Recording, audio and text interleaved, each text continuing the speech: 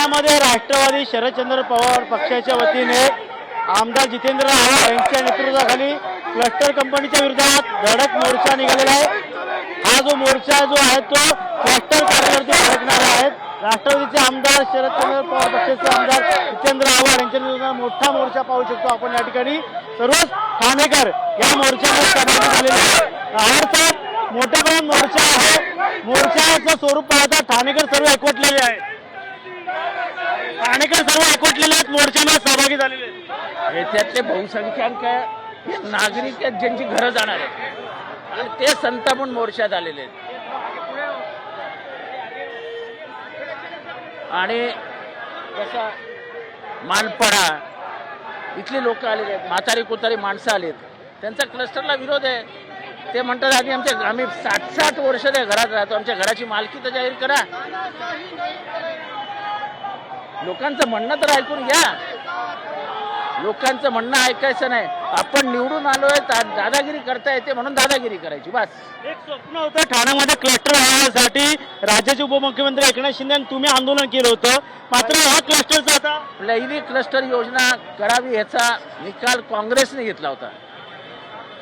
पृथ्वीराज चव्हाण यांनी पहिल्यांदा निर्णय घेतला होता, पण ती क्लस्टर योजना लोकांना मानवेल अशी करा। 160 एकरचा क्लस्टर, 100 एकरचा क्लस्टर, अरे 100 एकर डेव्हलप करायला किती वेळ लागतो? त्यांची घरं कधी देणार? कशाचं काही आता पत्ता नाही। मात्र हा मनाई आदेश असताना देखील तुम्ही मोर्चा काढताय। मनाई आदेश असून देखील मोर्चा पोलीस अटक करतील, त्याच्यावर काय होऊ शकतं? महापालिकेत मंजुरी मिळते आणि ह्या महापालिकेमध्ये मंजुरी मिळते, ठराव पास होतो। क्लस्टरची जी कंपनी येते त्यामुळे येणारा काय त्या कंपनीचा धोका आहे मोठा प्रमाणात। ही कंपनी पैसे घेऊन ठाण्याला गिळणार आहे। ही कंपनी निर्माणच ठाण्याची कल्पना। ही कंपनी पैसे खाण्यासाठी निर्माण करण्यात आली। या कंपनीत कोण कोण आहे त्याची माहिती घ्या ना। या कंपनीत किती तज्ञ आहेत, किती तज्ञ लोक आहेत याची माहिती घ्या।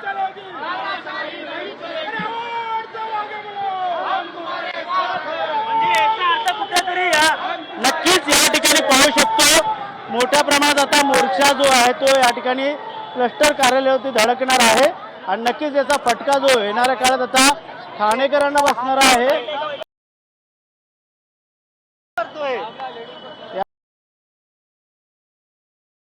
क्लस्टरच्या संदर्भात जो आहे तो मोर्चा आता थोड्याच वेळात क्लस्टर कार्यालयावरती धडकणार आहे, त्यामुळे येणाऱ्या काळात ठाणेकरांना कशाप्रकारे नुकसान आहे या संदर्भातली आता चर्चा येणाऱ्या काळात होणार का हे देखील पाहणं गरजेचं राहणार आहे। कॅमेरामॅन रोशनसह गणेश सुरा, TV9 मराठी, ठाणे।